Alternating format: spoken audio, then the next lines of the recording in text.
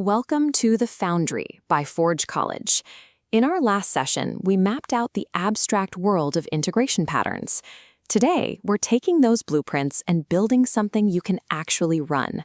We are moving from theory into practice today by constructing the ultimate universal translator of Web3, an integration adapter.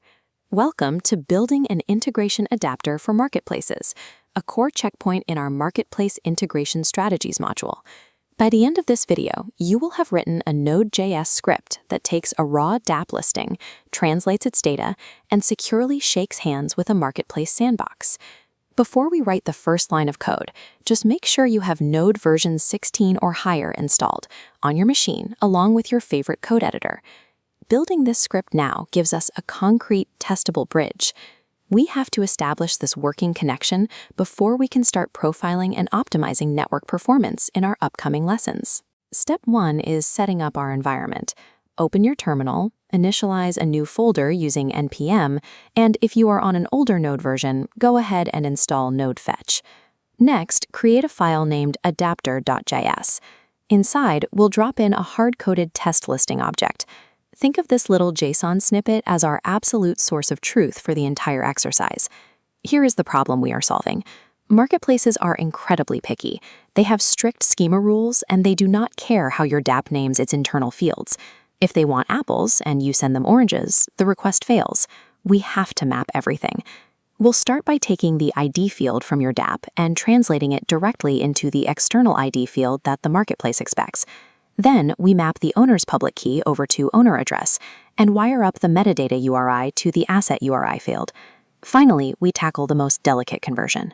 We divide those massive integer lamb ports by 1 billion to create the clean, decimal SOL string the marketplace requires for pricing. Precise data mapping is a strict requirement here. If you ignore the marketplace schema at this stage, you guarantee a rejected payload later. To keep our code easy to maintain, we are going to split our adapter script into 2 entirely separate jobs. If you've explored other learning courses at Forge College, you know we always prefer isolating our logic. Job 1 is the mapper. We create a map listing function that applies the exact translation blueprint, turning our dApp data into a marketplace-ready format. Job 2 is the transport. We write a function that handles the HTTP post request, physically sending that mapped data over to the sandbox URL.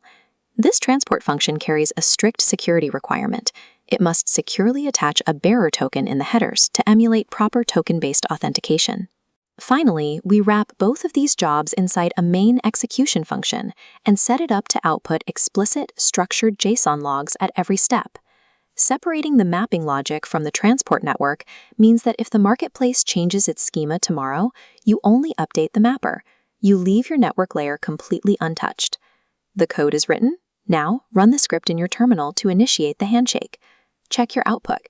First, you should see the start log, followed immediately by the mapped log, which proves our lamport to SOL conversion actually worked. The ultimate proof of success sits in that final response log.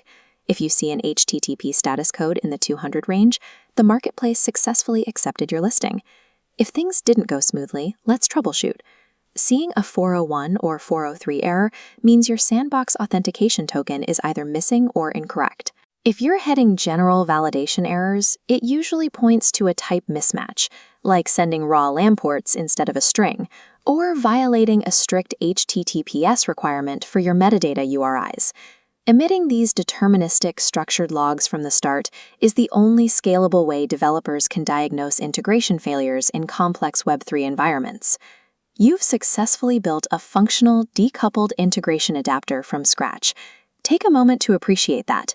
Your data successfully flowed from your local dApp model, passed through your new translator, and safely plugged right into the marketplace sandbox. Keep this script handy. In our next lesson, we'll take this working bridge and aggressively test it for speed and efficiency using profiling tools. There is always more to discover. To dive deeper into this subject and explore our comprehensive Web3 programs, visit forge.college to keep learning.